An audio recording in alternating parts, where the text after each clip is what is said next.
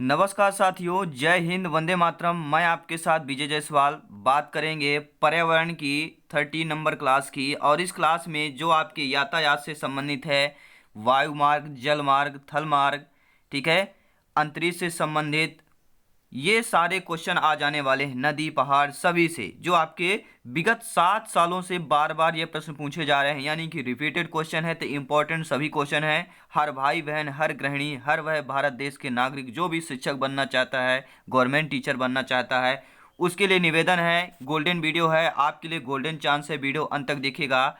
और इसका PDF file पाने के लिए आज ही टेलीग्राम चैनल ज्वाइन कीजिए, या व्हाट्सएप ग्रुप, लिंक आपको वीडियो के डिस्क्रिप्शन में दे दिया गया है, ठीक है। और ये 13 है, इसकी पिछली क्लासेज अगर आपको देखना तो यहाँ पे बेल आइकन पे आपको प्लेलिस्ट मिल जाएगी। तो चलिए स्टार्ट करते हैं।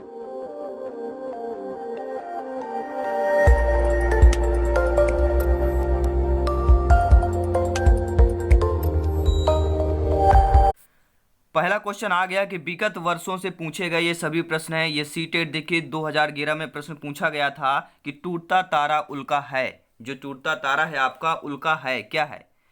उल्काव जो पृथ्वी के वायुमंडल में प्रवेश करते ही आग पकड़ लेता है, एक समान गति से चलने वाला तारा है।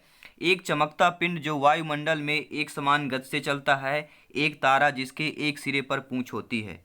तो टूटता तारा जिसे उल्का बोलते हैं, उल्का पिंड बोलते हैं, वह क्या हो जाएगा भैया? तो वह होगा उल्काव, जो पृथ्वी के वायुमंडल में प्रवेश करते ही आग पकड़ लेता है। आग क्यों पकड़ लेता है? क्योंकि देखिए हमारी पृथ्वी में जो है, हम लोग जो है, मानव जाति है, जीव जंतु सब वायु दाब के कारण ही पृथ्वी पर चल पा रहे हैं, नहीं हम लोग भी आकाश में उड़ते हुए नजर आते, ठीक है। तो वायु दाब यानी कि पृथ्वी के आसपास जो भी इलाका है, 2-4 किलोमीटर, 6-10 किलोमीटर में, ये वायु दाब ज्यादा है। जब यहाँ पर पृथ्वी के पास जब तारा वह आता है ऊपर से टूट कर, ठीक है, उल्का पिंड आता है, तो वायु दाब के कारण, वह घर्षण के कारण वायु के, वह जलता हुआ नजर आता है आग के गोले की तरह, ठीक है।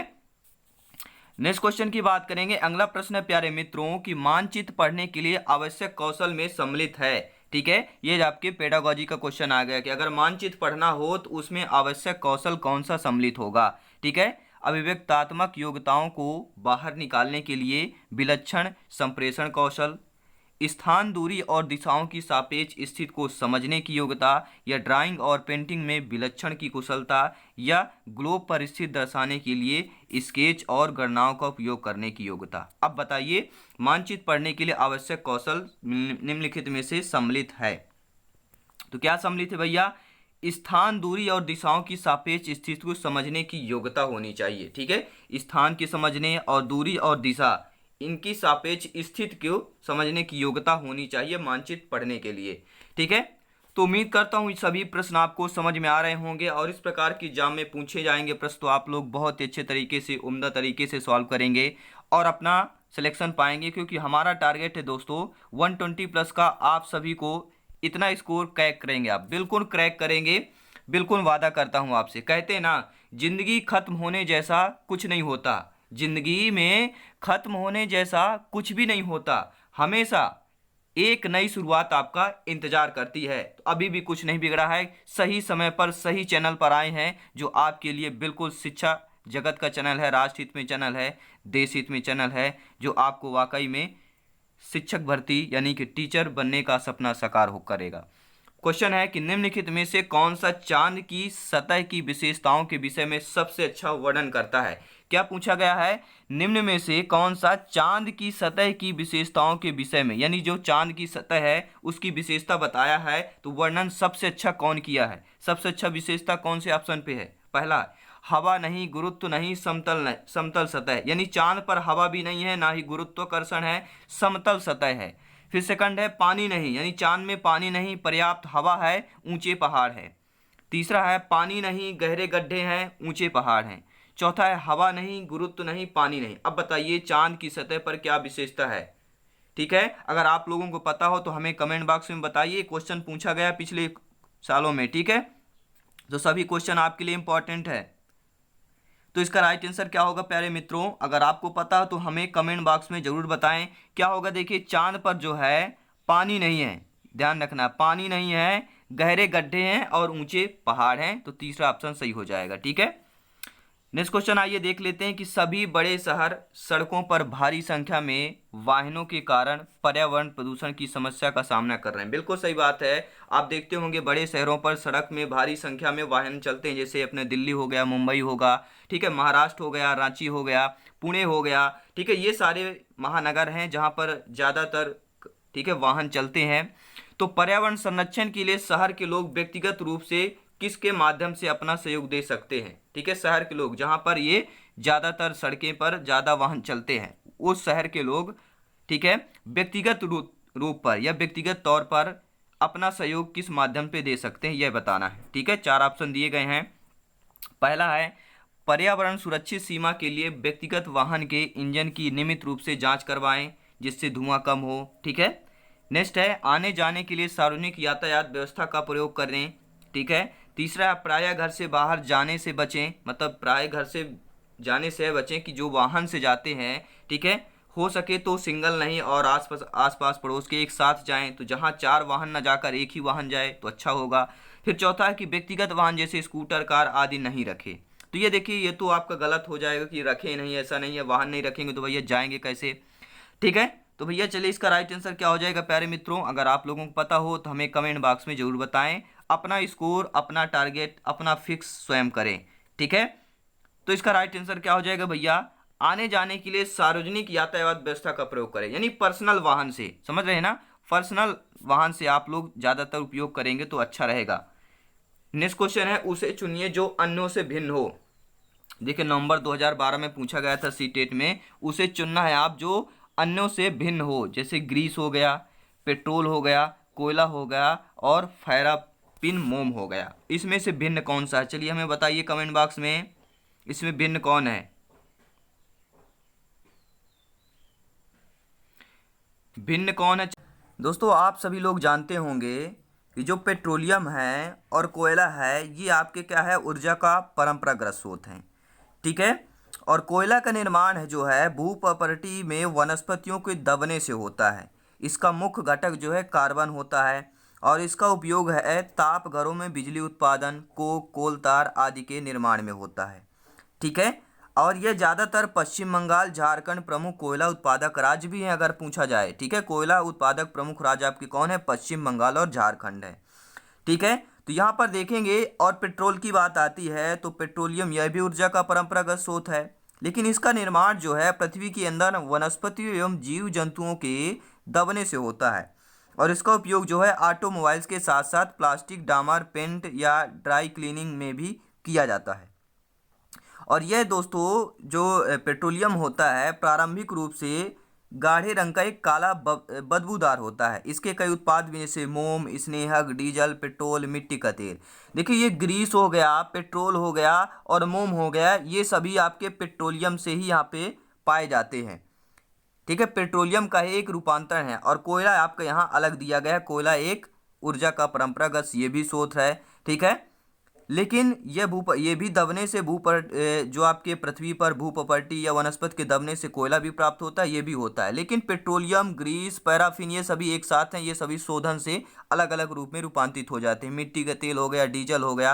ठीक है, तो देखिए शोधन होता है तो पेट्रोल सबसे ऊपर होता है, फिर डीजल होता है, फिर हो गया, फिर केरोसिन हो गया, ग्रीस हो गया, पैराफिन मोम हो गया। तो सभी यहाँ पेट्रोलियम के शोधन से प्राप्त होता है, तो कोयला यहाँ पर आपका डिफरेंट है।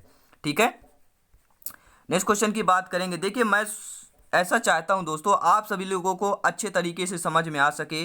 ठीक है, इस प्रकार के क्वेश्चन कोई भी डिफरेंट भी आ जाएं तब भी आपसे बन जाएं। ठीक है, क्वेश्चन है अल बरूनी जिस देश से आया था उसका नाम है, यानी अल बरूनी है किस देश से आया था यह बताना है। उज्बेकिस्तान से आया था, ओमान से आया है, अफगानिस्तान से आया था, बांग्लादेश से आया था। तो अल बरूनी जो हमारे भारत देश में आया था वह किस देश का है?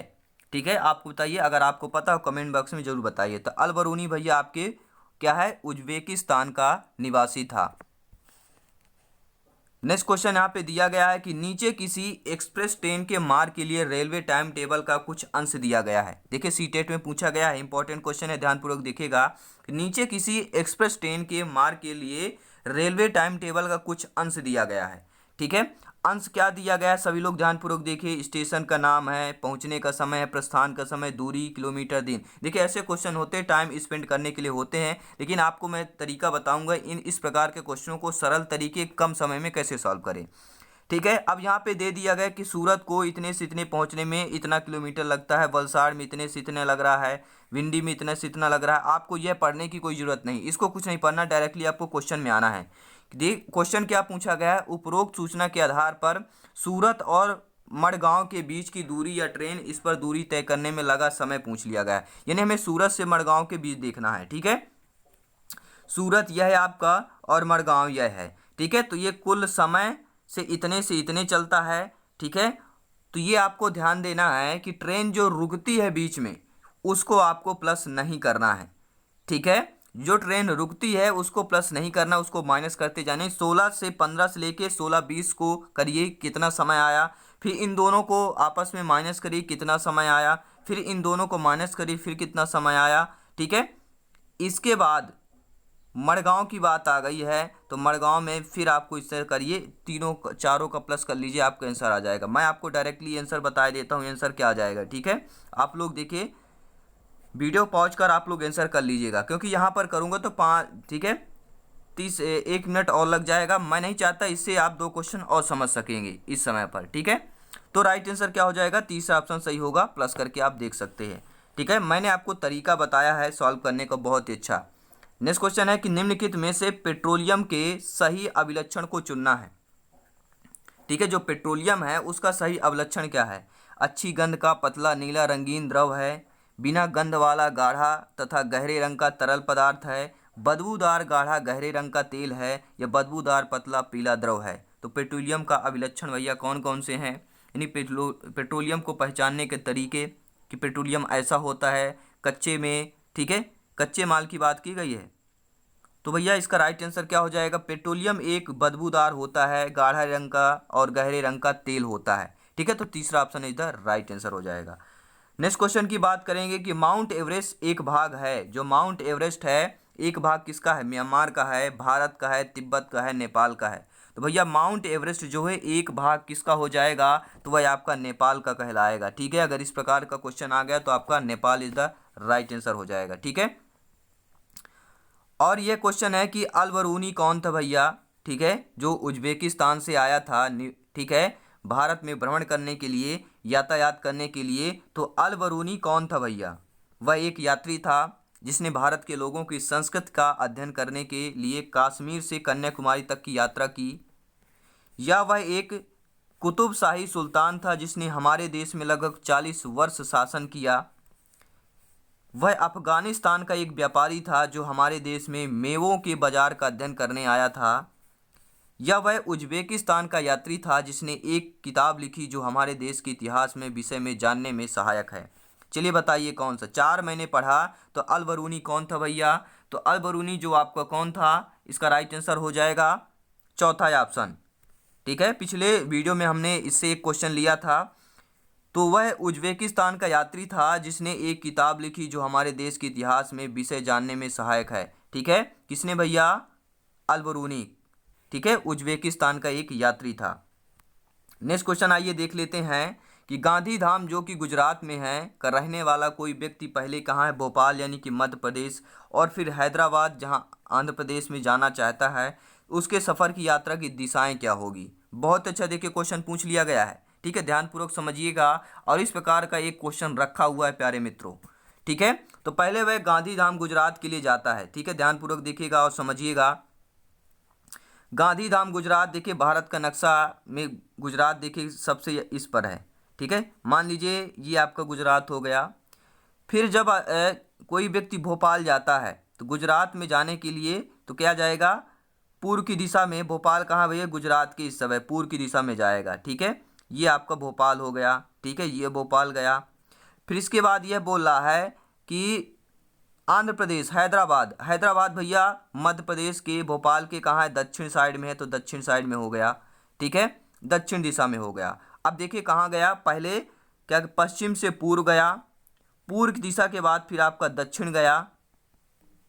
ठीक है। अब देखिए ऑप्शन में क्या दिया गया है। ऑप्शन में दिया गया है कि पहले दक्षिण दिशा में और फिर पूर्व दिशा में, पहले पूर्व दिशा में और फिर दक्षिण दिशा में। बिल्कुल सेकंड ऑप्शन सही है। ठीक है, पहले पूर्व दिशा में, यानी कि हमें भारत के मानचित्र नक्शा का ज्ञान बहुत जरूरी है, इससे एक क्वेश्चन आता है।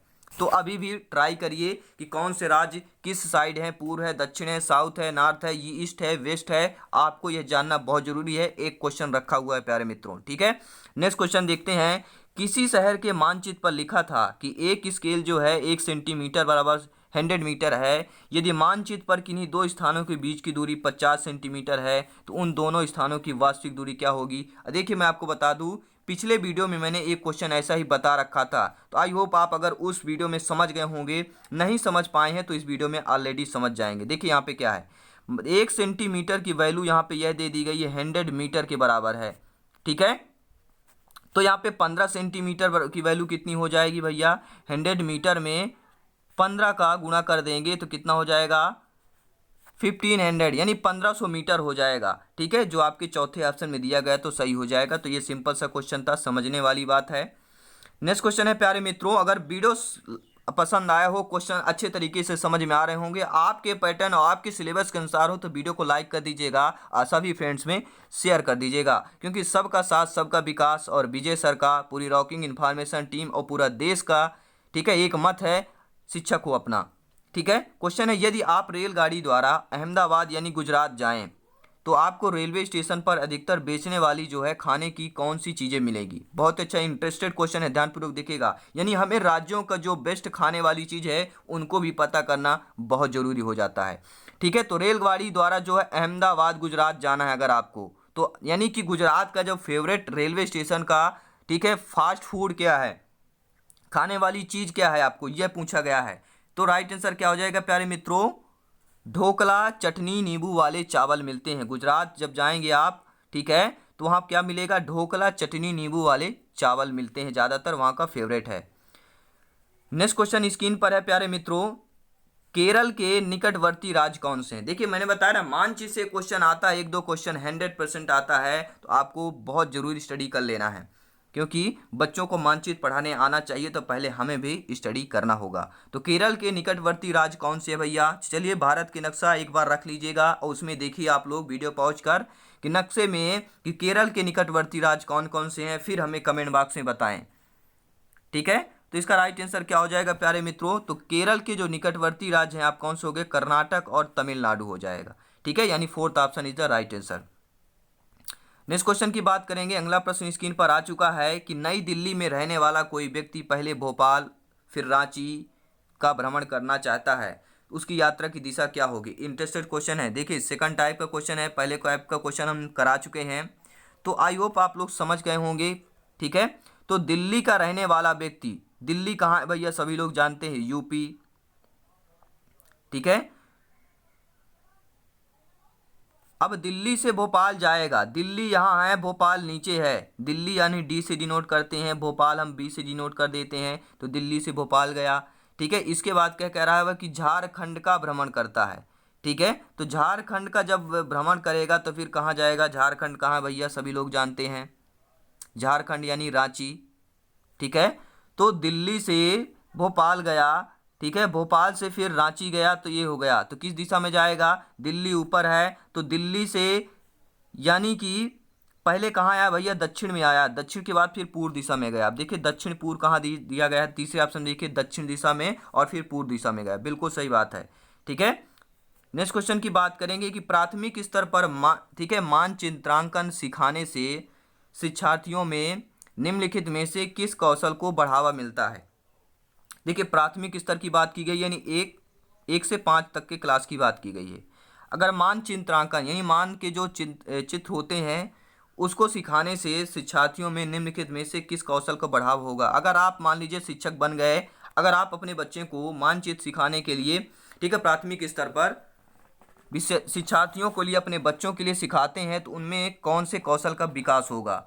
ठीक है, तो कौन से कौशल का विकास होगा, सापेक्ष स्थिति और दिशा बोध की जानकारी हो जाएगी। क्या होगी भैया, बच्चों को सापेक्ष स्थिति और दिशा बोध की जानकारी हो जाएगी। ठीक है, अब नेक्स्ट क्वेश्चन देखिए कि किसी राज्य के मानचित्र के एक सिरे पर यह लिखा था कि स्केल 1 सेंटीमीटर बराबर 110 सेंटीमीटर है, यानी कि एक स्केल की वैल्यू यहाँ पे क्या दी गई है, एक, ठीक है, ये ध्यान रखना है, सेंटीमीटर में है सभी, ठीक है। क्या यहाँ पर 1 सेंटीमीटर बराबर कितना दे दिया गया है, 110 मीटर दिया गया है, ठीक है। ये आपका 110 मीटर हो गया। इसके बाद यह है कि मानचित्र किन्हीं दो शहरों के बीच की दूरी, मानचित्र जो है किन्हीं दो शहरों के बीच की दूरी 9.5 सेंटीमीटर मापी जाती है। यानी कि हमें कुछ नहीं करना है, 110 में गुणे क्या कर देना है, 9.7 कर देना है, और जो वैल्यू आएगी आपको मीटर में डिनोट करना है। 110 गुणे, ठीक है, 9.7 कर देना है। चलिए यहाँ पे किलोमीटर में फिर डिनोट कर लेंगे हम, ठीक है। ठीक है, तो आपका आंसर क्या हो जाएगा, 1.067 किलोमीटर, ठीक है। जब आप 110 गुणे 9.7 करेंगे, ठीक है, तो आपका यहाँ पे आ जाएगा 770, ठीक है।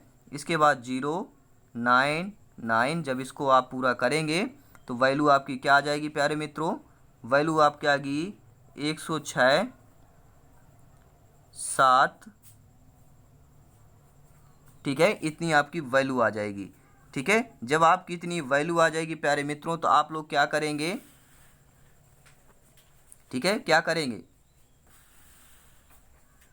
तो 1.067 क्या आ जाएगा, किलोमीटर। देखिए पॉइंट ये था, एक अंक बाद यहाँ भी लगा देंगे तो 1.067 किलोमीटर में आ जाएगा। नेक्स्ट क्वेश्चन है दोस्तों, देखिएगा कि हमारे देश में निम्नलिखित स्थानों में से कौन सा ठंडा रेगिस्तान है। हमारा जो देश है, इनमें निम्नलिखित में से स्थानों में से कौन सा ऐसा देश है जो ठंडा रेगिस्तान है। जैसलमेर, लद्दाख, मेघालय, दार्जिलिंग। तो क्या हो जाएगा प्यारे मित्रों इसका राइट आंसर, क्या हो जाएगा, हमारे देश में निम्नलिखित स्थानों में से कौन सा ठंडा रेगिस्तान बोला जाता है। तो सभी लोग लद्दाख को बोला जाता है, ठीक है। ठंडा रेगिस्तान किसको बोलते हैं, लद्दाख को बोलते हैं। नेक्स्ट क्वेश्चन है कि जब कोई व्यक्ति ट्रेन द्वारा अहमदाबाद से केरल की यात्रा करता है तब वह अनेक सुरंगों को पार करता है। तो ये सुरंगें जो है पर्वतों में है, कौन से सुरंगों में है, जब आप अहमदाबाद से केरल की यात्रा करते हैं, ठीक है। तो आपके पश्चिमी घाट जो होता है, जब अहमदाबाद से केरल जाएंगे तो क्या कहलाएंगे, पश्चिमी घाट की जो सुरंगें हैं वो पर्वतों में हैं। ये सुरंगें कहाँ हैं, पश्चिमी घाट पर्वतों में हैं, ठीक है, जब आप अहमदाबाद से केरल जाएंगे, ठीक है। तो चलिए नेक्स्ट क्वेश्चन की देख लेते हैं। अगला प्रश्न स्क्रीन पर आ चुका है आपके सामने। क्वेश्चन यह पूछा गया है कि तमिलनाडु के निकटवर्ती या समीपवर्ती राज्य कौन से हैं। तमिलनाडु की बात की गई है, ठीक है। तो तमिलनाडु के जो निकटवर्ती राज्य हैं केरल, कर्नाटक और आंध्र प्रदेश हो जाएंगे, ठीक है। नेक्स्ट क्वेश्चन की बात करेंगे प्यारे मित्रों की पृथ्वी गोल है। सभी लोग जानते हैं पृथ्वी कैसी है, गोल है, यानी गेंद के आकार है, फुटबॉल के आकार की है। वास्तव में पृथ्वी पर ऊपर नीचे कुछ नहीं होता है, बिल्कुल सही बात है, केवल सापेक्ष होता है। हम भारत के लोग हैं, हम भारत के लोगों के सापेक्ष उल्टे हो सकते हैं। यानी कि देखिए मान लीजिए ये चित्र है और हम इधर हैं, ठीक है, हमारा जो इधर है तो सापेक्ष उल्टा मतलब इधर होंगे, ठीक है, विलोम, सामने आमने सामने की बात की गई है, यानी कि इस तरफ से सापेक्ष ये पूछा गया है। अगर हम इधर हैं तो पिछले वाला जो देश होगा सापेक्ष होगा वह कौन सा होगा, ठीक है। ये देखिए मोस्ट क्वेश्चन बता रहा हूँ, टफ क्वेश्चन है, यह क्वेश्चन ज़्यादातर नहीं बनते हैं, फिर भी आपको बता दे रहा हूँ। तो कौन सा पड़ेगा, अर्जेंटीना पड़ेगा, ठीक है। तो आई होप, उम्मीद करता हूँ क्वेश्चन समझ में आ गया होगा। नेक्स्ट क्वेश्चन देखते हैं कि निम्नलिखित में से कौन से राज्य जम्मू कश्मीर के पड़ोसी राज्य हैं। चलिए बताइए जम्मू कश्मीर के पड़ोसी राज्य कौन से हैं। तो हिमाचल प्रदेश और पंजाब हो जाएगा, ठीक है, हिमाचल प्रदेश और पंजाब हो जाएगा, ठीक है। तो चलिए उम्मीद करता हूँ ये सभी क्वेश्चन आपको समझ में आ गए होंगे। और चैनल में पहली बार हैं तो चैनल को सब्सक्राइब कर लीजिएगा और बेल आइकन प्रेस कर लीजिएगा, क्योंकि जैसे हम मंदिर में जाते हैं, अपनी अर्जी लगाते हैं, हमें मनोकामना पूर्ण करनी होती है तो जाके घंटी बजाते हैं, तो उसी प्रकार यहाँ पे भी आपको करना है। अगर शिक्षक बनना है, आपका वाकई सपना है गवर्नमेंट टीचर बनने का, तो घंटी में ज़रूर क्लिक करें। उससे क्या होता है, नोटिफिकेशन आपके साथ, ठीक है, आएगा। नोटिफिकेशन आने के साथ आपको पता चलता है कि latest notification rocking information TT channel में जो विजय सर हैं, विजय जायसवाल जी हैं, उन्होंने वीडियो अपलोड कर दिया है। हम देखना चाहिए क्योंकि आपका टारगेट है 120 प्लस का स्कोर जो है उसे क्रैक करना। बिल्कुल आप लोग क्रैक करेंगे ही करेंगे, क्योंकि कहते हैं ना, कोई भी चीज़ जब शिद्दत से चाहिए होती है तो ज़रूर पूरी होती है, ठीक है, तो जरूर आपका सपना पूरा होगा। सभी क्लासेस अटेंड करिए, प्लेलिस्ट में आपको सभी वीडियो मिल जाएंगी। तो चलिए मिलते हैं नेक्स्ट क्लास में, तब तक के लिए जय हिंद, वंदे मातरम, धन्यवाद।